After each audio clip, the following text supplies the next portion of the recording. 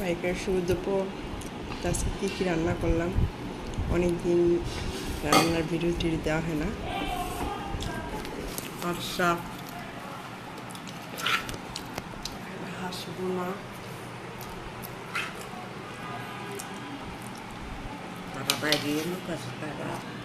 ডাল দিয়ে আমরা আজকে এই আইটেম আমাদের দুপুরে। কত কেন শাক ভাজি, শাক দিয়ে খাচ্ছি। পাট শাক ভালোই লাগে, অনেকদিন পর খাইতেছে।